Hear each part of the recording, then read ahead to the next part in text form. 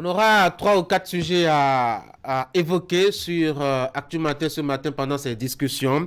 C'est donc une rubrique marathon ce matin. On va commencer déjà par, je dois dire, ce qui fait l'actualité au Bénin. La fête de l'indépendance fera 63 ans demain que le Bénin a accédé à la souveraineté nationale et internationale. Franck Aounou, bonjour. Bonjour Tanguy, bonjour chef. La fête c'est demain. Qu'est-ce qu'on peut retenir de ce parcours-là? Alors on peut retenir sans que cela ne fasse l'unanimité que le Bénin, comme tous les autres pays de l'Afrique de l'Ouest qui ont accédé à la souveraineté internationale, le sont véritablement sur papier. Le Bénin a fait plus de 6 décennies de marche vers une certaine prise en charge par nous-mêmes sur les plans politiques, économiques, sur le plan de l'éducation, de la sécurité, et j'en passe. En dehors des vents de coups d'État qui ont soufflé au lendemain des indépendances de 70 à la veille des années 90, eh bien, on note une certaine stabilité dans la gestion du pouvoir politique avec notamment l'alternance au pouvoir depuis la conférence des forces vives de la nation de février 90, même si parfois en interne, nous avons souvent rencontré des difficultés auxquelles on finit par trouver des solutions. Un autre point important, beaucoup s'accordent à reconnaître que le Bénin a fait assez de progrès pendant que certains estiment que nous aurions pu mieux faire si nous avions, à des moments donnés, pris certaines bonnes options en matière de gouvernance politique surtout. On peut également dire que les 63 ans d'indépendance, après ces 63 ans, le Bénin continue de bâtir son budget sur une bonne partie des aides étrangères. Le niveau d'endettement reste plus ou moins élevé. Les dernières statistiques en la matière évoquent, sauf erreur de ma part, que la dette publique béninoise s'établit au 31 décembre 2021 à 7,45 milliards d'euros et on continue de faire des émissions pour asseoir nos politiques publiques et certains projets de développement. Je ne suis pas économiste, donc je quitte vite ce domaine pour dire tout simplement que nous avons encore du chemin à faire. Encore qu'il soit pour l'instant difficile au Bénin de changer de paradigme lorsqu'on sait que nous n'avons pas de ressources de sous-sol comme certains pays, donc nous évoluons ainsi pour le moment. Cependant, il y a eu ces dernières années quelques avancées en termes d'amélioration du climat des affaires. Nous avons fait des percées dans le domaine de l'agriculture au point même de hisser notre pays, le Bénin, sur le toit africain en matière de production du coton. Nous avons amélioré tout de même notre diplomatie sur le plan économique. Les structures internationales nous ont noté positivement plusieurs fois de suite ces derniers mois, toutes choses qui prouvent que nous nous battons quand même en interne pour nous suffire nous-mêmes. Aujourd'hui, le Bénin est capable d'exporter des produits fabriqués sur place pour aller à la conquête du marché international, des signes évidents de ce que, si nous maintenons le cap et faisons bien les choses, on pourra s'affranchir de certaines pesanteurs externes qui nous aliénaient. Pour tout dire, 63 ans après l'indépendance, certes, le bilan est mitigé, mais il y a forcément de l'espoir. L'espoir, vous dites, mais lorsque nous observons autour de nous, Franck, tout semble s'écrouler dans les pays qui ont leur indépendance dans la même période. J'ai l'impression que nous sommes, doit-on dire, à la croisée des chemins. Oui, avant de répondre à votre question, j'ai envie de dire que le Bénin n'est pas la Guinée, Tanguy, le Bénin n'est pas le Mali, le Bénin n'est pas le Burkina Faso, encore moins le Niger à côté qui est en train de vivre un peu des moments difficiles. Le Bénin reste le Bénin et cet État qui s'est souvent démarqué par les valeurs de paix acquises au prix de lourds sacrifices consentis par les uns et les autres. On se mange le nez, c'est vrai. On étale parfois nos divergences, on s'oppose sur certaines lignes, mais on finit par s'accorder qu'il ne faut pas laisser la barque Bénin chavirer. Et c'est à juste titre qu'on se plaît à dire que le Bénin a toujours étonné le monde. Mais je suis d'accord avec vous lorsque vous vous demandez si nous ne sommes pas à la croisée des chemins. Tout porte à le croire lorsque nous observons le contexte sous-régional qui prévaut actuellement. Nous sommes en présence d'un schéma où nous devons choisir de continuer par nous illustrer positivement à la face du monde ou nourrir des divergences parfois futiles pour ne pas faire de notre pays le théâtre de ce à quoi nous assistons autour de nous aujourd'hui. Nous ne sommes pas véritablement indépendants parce que nous sentons notre sécurité menacée par des individus assoiffés de violence.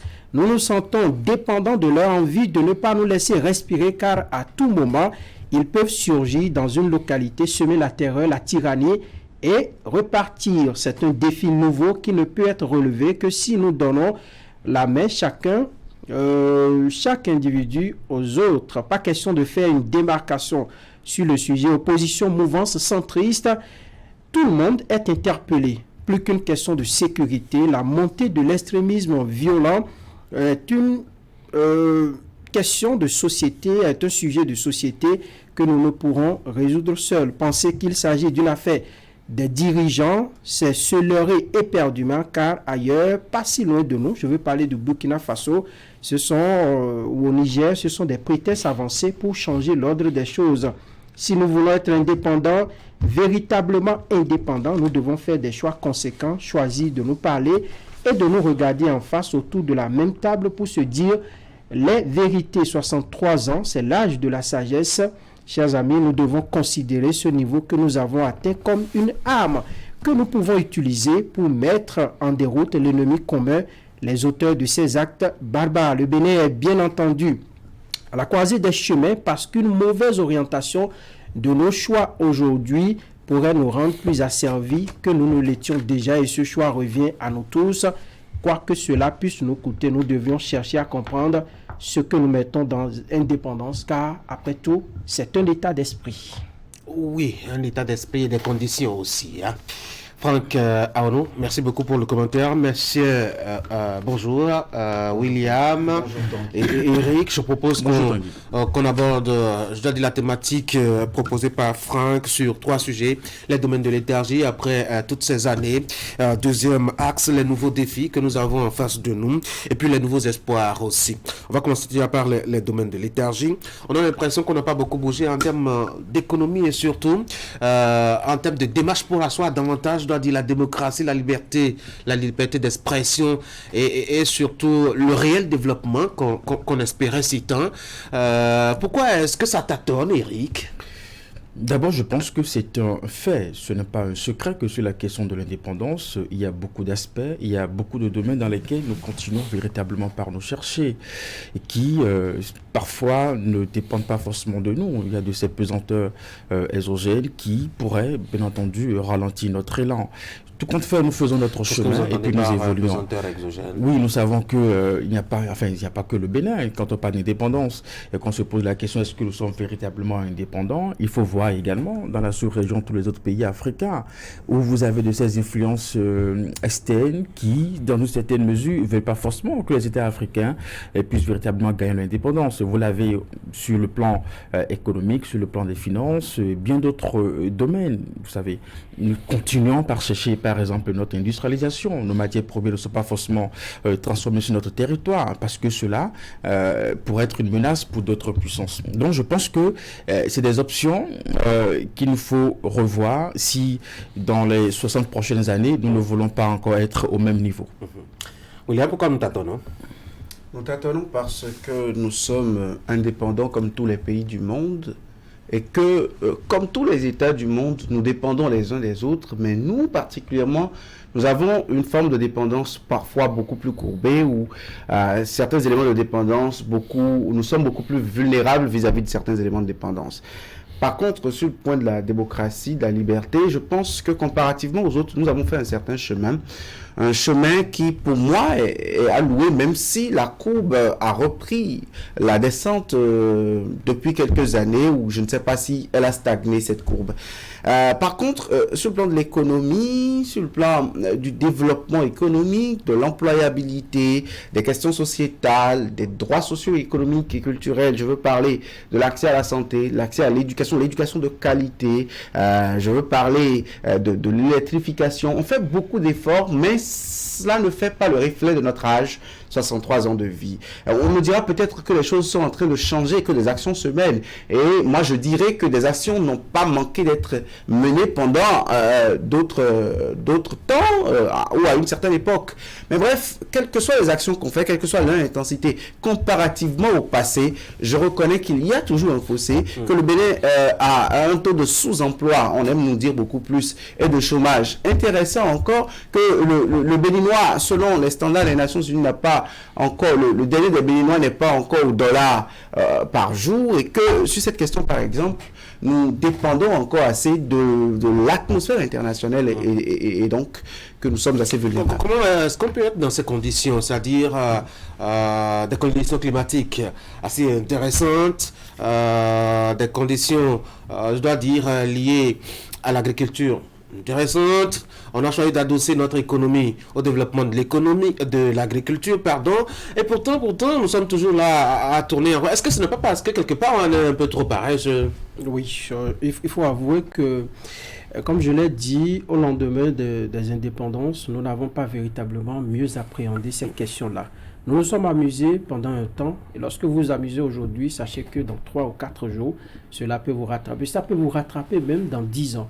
Donc, après les indépendances, nous nous sommes assez amusés où à la tête de notre pays, il y avait une certaine des caprices que les gens affichaient. Chacun voulait venir goûter à la chose présidentielle. L'histoire en dit long d'ailleurs. Et donc, après cette période-là, nous sommes venus à la conférence nationale et c'est de là véritablement que nous avons commencé la marche. Nous avons amorcé la marche avec le président Nicéphore Dieudonné Soglo, qui était un économiste qui a essayé d'ouvrir le Bénin au reste du monde et qui a capté un peu les investisseurs. Donc, à partir de cet instant-là, nous avons commencé. Mais dans le temps, eh bien, nous avons également fait certaines erreurs. Nous n'avons pas fait les bons choix au bon moment, ce qui a fait qu'aujourd'hui, le bilan n'est pas assez reluisant. Mais au-delà de ça, lorsque nous parlons véritablement indépendance, moi, je pense que on doit pouvoir faire un petit sondage. Si nous sommes indépendants, cela voudra dire qu'on nous a laissé le temps de nous diriger nous-mêmes. On nous a laissé le temps de faire ce que nous voulons de notre pays. Quand nous prenons l'agriculture, aujourd'hui, il y a beaucoup d'efforts qui sont faits dans ce domaine. Et lorsque l'agriculture marche, ça devrait rejaillir sur les populations. Et lorsque vous regardez aujourd'hui, ce n'est pas toujours évident. Le Béninois qui est dans le fin fond du Bénin, est-ce que le Béninois se sent libre lorsque vous êtes tenu par la faim? Vous êtes tenaillé par la faim, vous ne mangez pas véritablement. Est-ce que vous êtes indépendant?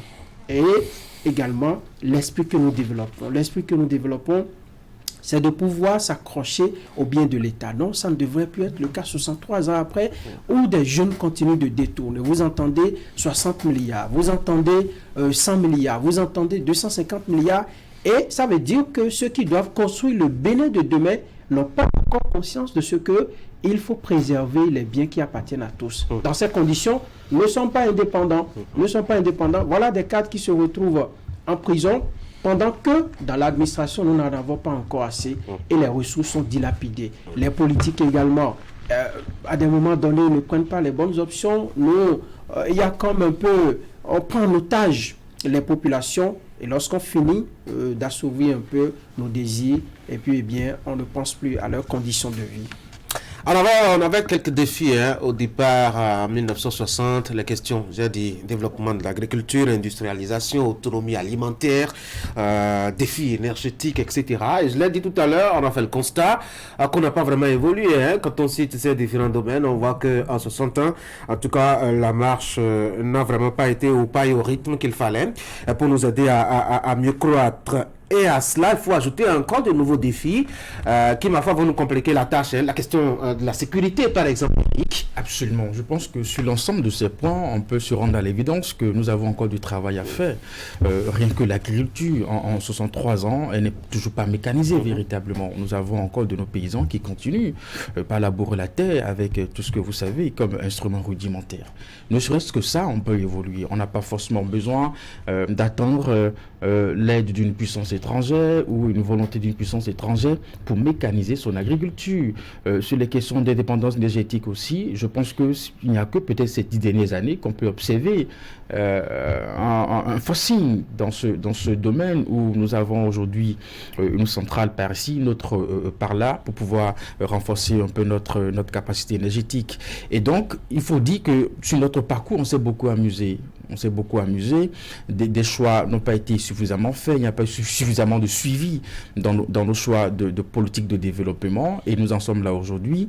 Il faut espérer que dans les années à venir, que cela puisse être véritablement des questions de priorité pour les gouvernements qui vont se succéder, de manière à prendre véritablement à cœur ces questions pour que peut-être dans 5 ans, nous ne serons pas encore à déplorer notre retard dans ces domaines-là. Ouais, la santé également, la sécurité aujourd'hui. C'est ce que je disais, ce sont de nouveaux défis, hein, Franck. Aujourd'hui, nous faisons face à la question de la sécurité qui nous casse la tête, la question de la corruption, vous en aviez parlé tout à l'heure, où on a beaucoup plus penché désormais à détourner, à voler, plutôt qu'à aider le pays à se porter mieux. Au plan politique aussi, on a cette remise en cause désormais de ce que nous avions cru étant comme la solution la plus idéale, en tout cas pour nous aider à marcher, c'est-à-dire la démocratie. Quand on voit déjà dans la sous-région une remise en cause avec, je dois dire, une certaine liesse même populaire qui accompagne la remise en cause de ce choix que nous avons fait au détour de 1990. Oui, ça doit véritablement nous inquiéter. Hein. Un peu comme le vent des indépendances qui a soufflé en 1960. L'insécurité aujourd'hui est un vent violent qui souffle dans la sous-région. Vous prenez le Niger, le Burkina Faso, le Bénin. Il n'y a presque pas de pays qui ne soit touché. Hein. Qui ne soit touché. Accra a eu sa dose récemment aussi. Oui, absolument. Voilà, ça veut dire que... La Côte d'Ivoire également. Côte d'Ivoire pour commencer. Aussi. Il y a un réel problème. Et les politiques doivent s'interroger aujourd'hui sur ce qu'ils font de la gestion des pays. Tout simplement parce que nous étions habitués à entendre peut-être au Maghreb, dans les pays que vous connaissez, Afghanistan, on entend terrorisme, on entend voiture à la piégée, des trucs comme ça. À la voiture piégée. À la voiture piégée. De plus en plus, ça se rapproche de nous. Ça voudra dire que nous devons parler le même langage. Ça voudra dire que nous devons aller vers les populations. Est-ce qu'il ne faut vraiment pas abandonner? On n'a pas fini de manger. C'était déjà un gros défi. Et maintenant, il faut que s'y greffe. Si on abandonne à la voiture piégée, nous allons tous mourir. Tout simplement parce que lorsque ces individus-là débarquent dans une localité, ils vous empêchent de cultiver, ils vous empêchent même de vous laver, vous cacher à plein temps, ils vous empêchent de réfléchir. Tout simplement parce que vous ne pensez qu'à eux, à où est-ce qu'ils sont, qu'est-ce qu'ils veulent faire dans les minutes à suivre. William? On a manqué de conscience, de pleine conscience de ce que c'est qu'un État, de la construction d'un État. C'est ce qui a motivé le manque d'ambition, le manque de planification sur le long terme. Vous savez, il y a des pays dans lesquels on s'est assis et on a pensé l'État sur 100 ans.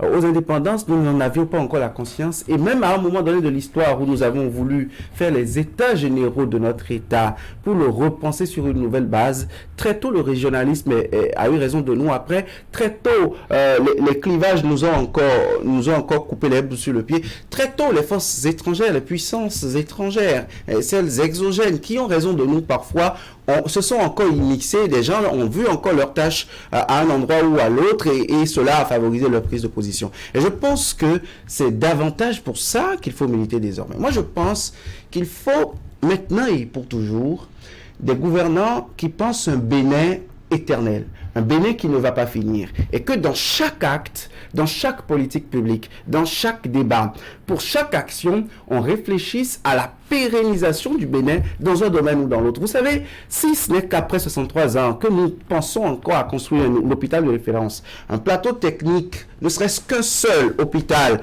pour tout un pays, équipé de sorte à éviter les évacuations sanitaires pour des affections ou des maladies pas trop grandes, je pense que nous avons manqué du chemin. Si au Bénin aujourd'hui, les plus grands doivent envoyer leurs apprenants, leurs enfants, dans une école qui leur donne des diplômes d'une autre puissance, qui nous a colonisés, et qu'on n'est pas encore fier, quand on est très haut placé dans ce Bénin, de l'éducation, du diplôme béninois pour envoyer son enfant, c'est qu'il y a encore des questions à se poser. Nous ne les réglons pas au moyen terme, ne les réglons pas au long terme, pensons-les dans un Bénin éternel. Mais il y a quand même ce que j'appelle les nouveaux espoirs. Quand on observe un peu l'atmosphère, nous avons de plus en plus une jeunesse bouillonnante, qui rêve gros, qui rêve grand, qui veut changer les choses. Nous avons une réhabilitation réhabilitation de la femme et de ses droits désormais, afin de lui permettre de contribuer elle aussi, je dois dire, à la marche du pays. On peut se dire que quelque part, vous souriez. Quand vous auréolez la jeunesse de votre pays de fougueuse, jeunesse bouillonnante. Elle est fougueuse, elle est quand même travailleuse. J'attends que vous chutez pour voir. Oui, je pose la question. Qu'est-ce que vous trouvez? Alors moi, ces éléments quand même nous donnent de quoi espérer que demain sera mieux. Je nous trouve plutôt jeunes pas ambitieux.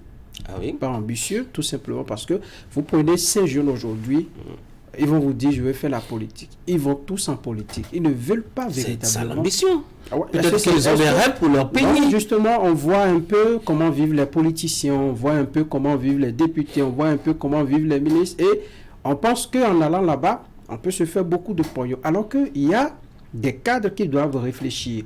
Il y a des cadres qui doivent, des cadres de conception.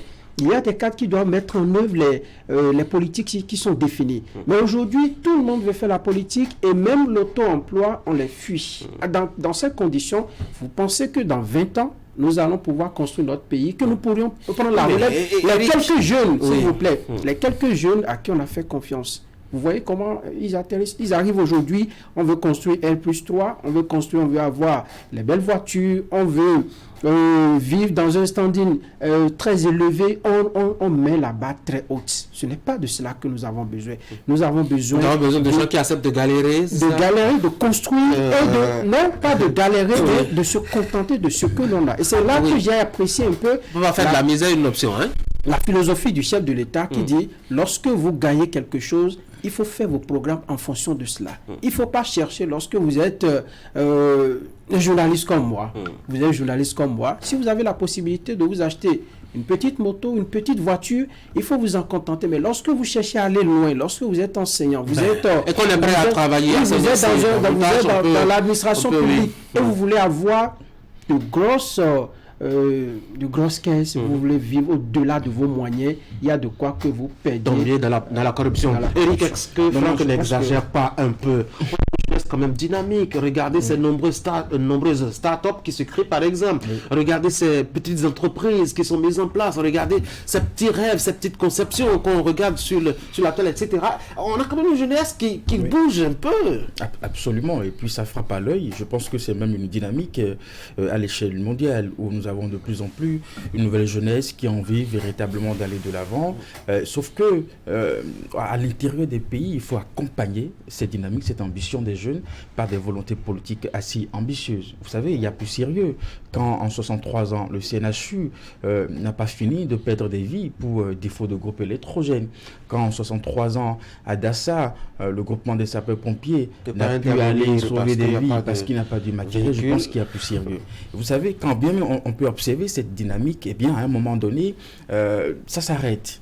Parce que au niveau des États, on doit pouvoir afficher des volontés de développement dans pratiquement tous les secteurs pour accompagner véritablement cette mutation. Autrement, un jeune qui est doué, qui a de l'ambition de mettre en place une start-up et qui n'a pas à sa disposition une connexion Internet, qui n'a pas à sa disposition de l'énergie, qui n'a pas à sa disposition un certain nombre, n'est-ce pas, d'intrants pouvant lui permettre de développer son intelligence, ce qu'il a envie de faire, eh bien, il ne pourra pas évoluer. Je pense que là-dessus, il nous faut encore revoir nos options et être encore plus ambitieux. William, suscitons la culture des débats, la culture des discussions collectives et de toute la société sur des questions dans les sphères les plus petites de nos sociétés, à l'hémicycle, un peu partout, et davantage pensons à un pays qui ne va pas aux couleurs de la tête des dirigeants qui sont là au plus pour 10 ans, selon que la Constitution le dit, et que ce soit des gouvernants et des gouvernés qui pensent un État infini, un État qui ne finirait jamais. Donc là, on inclut les enjeux écologiques, on inclut les enjeux des besoins sur toute la vie, et je crois que c'est mieux comme ça de construire un État. Alors, pour terminer, très rapidement. Alors, j'ai remarqué que dans les États, enfin, dans les pays, lorsqu'un système vient, on crée le système crée ses risques. C'est dans tous les pays. Et une bonne partie de... Oui, c'est fort. Voilà. une bonne partie de la population, lorsque ceux-là partent, un autre régime vient, crée ses petits riches. Et les autres deviennent quoi? Vous les voyez même parfois, ils triment. Les autres qu'on a créés en temps, triment parce que, n'étant pas dans le nouveau système. Donc moi je pense qu'il faut changer cela. Il faut redistribuer de la redistribution de la richesse. Ça favorise justement la redistribution de la richesse, parce que quand vous avez des gens qui sont... C'est pour quelques heures. C'est une partie infinitésimale. Ce n'est pas des investissements dans les secteurs vitaux de l'économie. Quand vous voyez, il y a quelques personnes qui emploient des personnes, qui emploient en retour d'autres personnes qui sont dans les conditions. Non, moi j'appelle pas ça une richesse, vous savez. Quand on est dans un système, on fait un système, et que parce que je suis dans le système, cela me permet d'avoir des faveurs, à un moment donné j'ai de l'argent, et qu'après le système tout part, ça ce n'est pas une richesse. Quand vous allez au Nigeria, aux États-Unis, quand vous citez les fortunes, que ça soit Biden, que ça soit Trump qui vient, ça ne change pas. Et puis ça crée de l'emploi. Voilà. Ça ne devrait pas... Ça ne change pas parce que le nouveau système qui arrive ne s'acharne pas à détruire ceux qui sont là. C'est ça. Quand le système arrive, quand on parle justement, il travaille à détruire tous ceux qui sont installés parce que peut-être craignant qu'il soit peut-être le bras armé financier de tel ou tel autre adversaire politique, et ça complique les enjeux. Voilà. Pour ça, allez, on va changer de sujet, les gars. Qui ont pris par la tête du Nigeria, ça n'a pas changé en rien la fortune d'un côté. Et moi, j'ai envie de vous, de un peu en citant certains noms, certes, mais j'ai envie de vous dire, certains États comme la France, le Japon, un investisseur, c'est plus que diplomatique. C'est un État, ça se conserve. Et ce n'est pas la couleur des dirigeants, des premiers ministres qui viennent au Japon ou des gouvernants qui viennent en France. Allez, on va changer de sujet, les gars. On va parler d'autre chose. J'ai 3 sujets en instance encore et le temps il est complètement parti. On va parler d'éducation. On va commencer déjà par faire le bilan de ces examens de fin d'année, voir un peu où est-ce qu'on avance, les horizons, comment est-ce qu'ils se présentent. On va commencer déjà par l'enseignement maternel et primaire, avec ce taux de réussite qui a été stabilisé autour de 80%. Franck, on a fait un peu de marche, je crois, quand c'est peu 2016, on en était à autour de 60% de taux de réussite. Là, maintenant, on est à 80%. Est-ce qu'entre-temps, on ne s'est pas montré un peu large avec les apprenants là pour montrer que bon, les choses vont très bien? Donc ça aussi, c'est une question qui est dans le cadre des bilans de l'indépendance. Parce que c'est l'éducation qui est la base de toute chose. Moi, je pense que, et j'espère que nous aurons les acteurs pour venir véritablement nous dire comment ils s'y sont pris pour qu'on ait cette taux-là. Au fil des années, moi, j'ai pu observer, ça c'est mon avis personnel, qu'il y a eu des réformes dans le sous-secteur de l'éducation qui ont favorisé un certain suivi. Par exemple, lorsqu'on a parlé de la création des régions, les responsables au niveau de ces régions-là qui jouent un rôle très important. Aujourd'hui, j'ai même vu récemment, on les a dotés de moyens. Moi, je pense que c'est un peu ce qui se faisait par le passé, qu'on est en train de ramener un peu pour dynamiser le secteur de l'éducation au Bénin. Donc, quand vous allez dans les régions, ce sont des régions pédagogiques, où c'est un responsable qui est à la tête, avec les inspecteurs, les conseils pédagogiques qui font un bon travail. Si nous laissons de côté, bien entendu, les conditions dans lesquelles les enfants sont encadrés, moi je pense que c'est un plus qui a apporté, qui a permis de faire quand même une certaine évolution. Moi, je ne vois pas souvent pour apprécier le niveau, enfin, pour faire le bilan des examens, je ne regarde pas trop le pourcentage. Pourquoi? Mais non, le pourcentage, je pense que ça ne devrait pas nous... C'est un baromètre quand même. Oui, c'est un baromètre, mais il faut voir à l'intérieur des notes comment les enfants se sont défendus. C'est dans la manière de rendre ce qu'ils ont reçu en classe, moi, qui m'intéresse. Qu'on vienne me dire, voilà, par exemple, en mathématiques, ils ont évolué, il y a eu plus de prise de conscience. En dictée, les enfants ont fait moins de fautes. Ça veut dire qu'au cours de l'année, ils ont bien lu avec ce qui a été fait. Et je pense que c'est une question qui intéresse aujourd'hui au plus haut niveau. Et ça devrait se poursuivre. Si la dynamique qui est là aujourd'hui, demain qui vient, nous changeons encore de paradigme, nous changeons de fusil d'épaule dans les choix qui seront faits, eh bien, ça va reculer encore. Parce que on est habitué à ça. Quelqu'un vient écrire ses réformes, l'autre vient écrire, mais je pense qu'on est sur la bonne voie.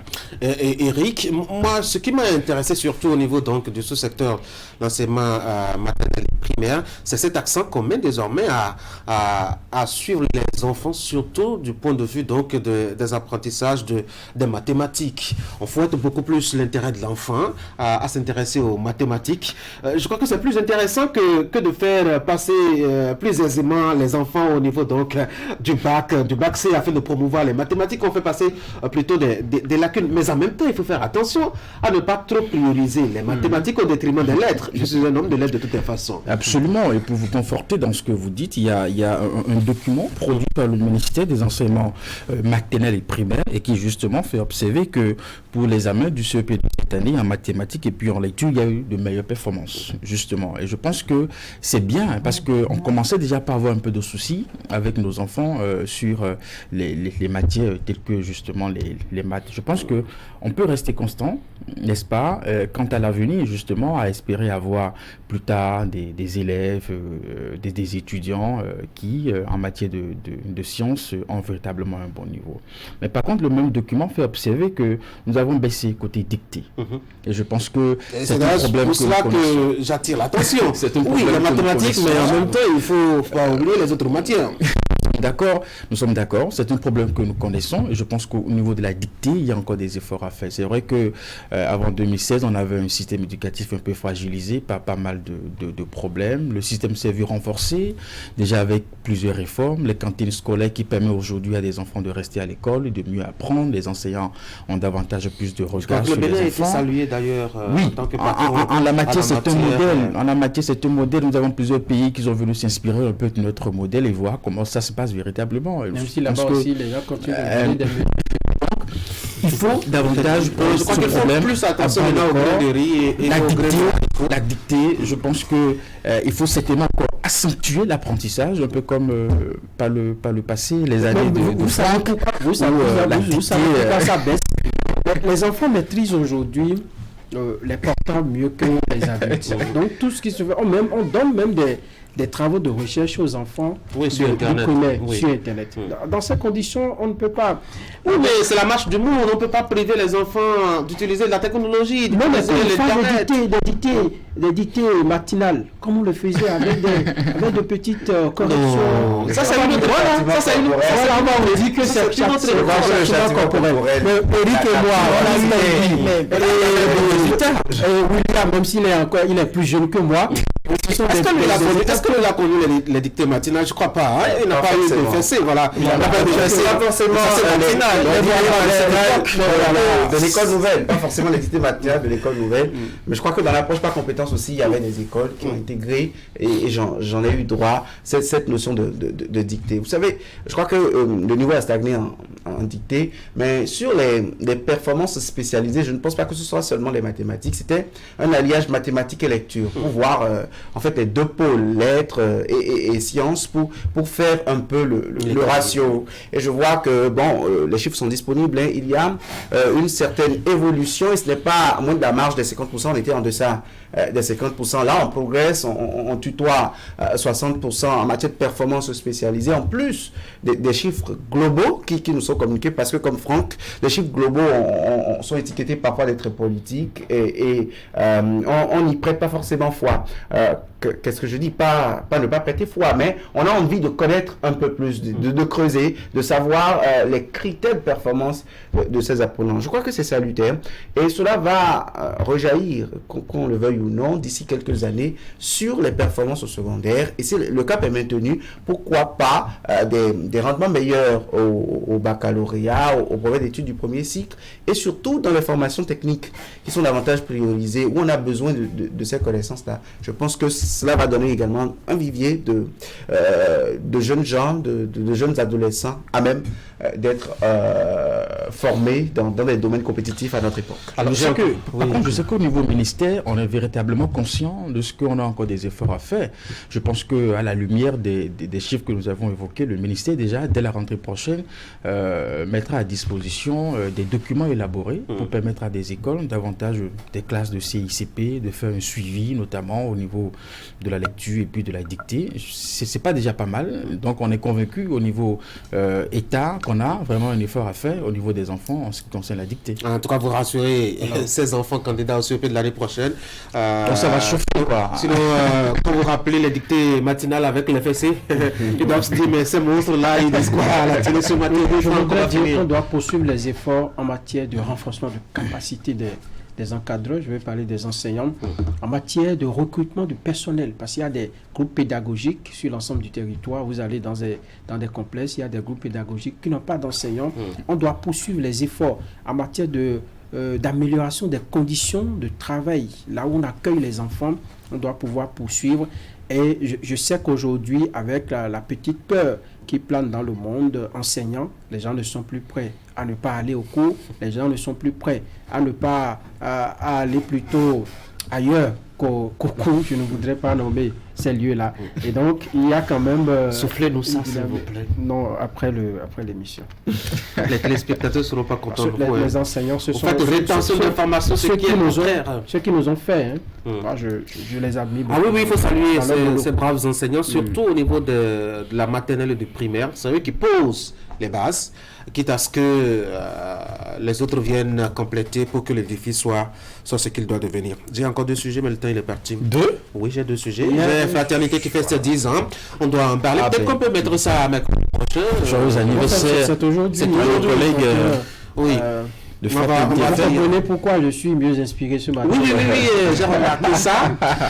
Et je me dis certainement qu'à la fin de cette émission, vous serez davantage inspiré pour la suite de la journée et de l'anniversaire. Pour répondre à vos invitations, certainement. Pourquoi? Je crois que c'est celui qui fête l'anniversaire qui le gâteau sera coupé à Paraco, donc il faut faire le trajet. Il est le porte-parole et le représentant légal, je dois dire, de Fraternité ici à Cotonou. Alors on va reparler de ça, je vous promets, mercredi prochain.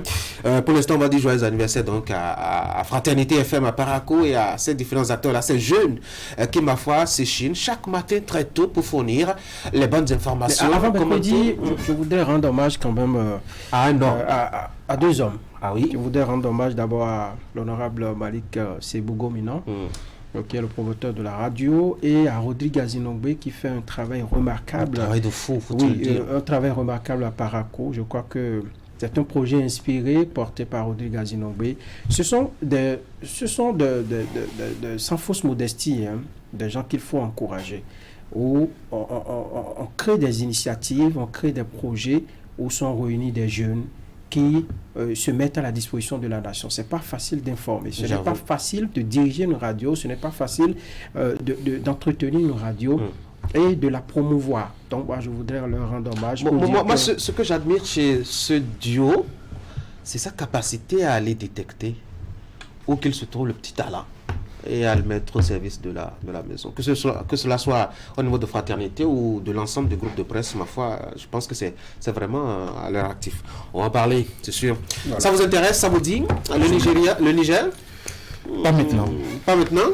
William, je sais que William il s'est bien positionné pour dire on va checker. On s'en met dans ce dialogue. Je n'étais pas positionné. Pas maintenant. Ouais. Je crois que vous avez peur. Laissons le temps de voir comment les choses vont évoluer avec les sanctions. Non, mais on a 7 jours, donc on peut en tout cas voir comment est-ce que ça va se passer. Comment ça va se passer? C'est une question qui mérite d'être posée. Oui, moi je veux bien voir comment la CEDEAO va pouvoir mobiliser. Ce n'est pas un souhait d'arriver là, mais je veux voir si ça doit y arriver. Alors, comment est-ce que la CEDEAO va mobiliser une force et comment est-ce que la force va être vraiment pilotée et comment ça va se passer, surtout quand on dit que c'est un pays souverain, J'espère qu'on n'ira pas jusque-là. J'espère vraiment ça, c'est qu'on n'ira pas à cette étape-là. Allez, donc je fais une petite croix sur le sujet. Merci beaucoup les gars, bonne journée. Allez, mesdames et messieurs, on va revivre un peu l'actualité ces 7 derniers jours au Bénin, relayée par les caméras de Canal 3 Bénin. Voici la réalisation de Idriss Oubakari, ça s'appelle Une semaine au Bénin.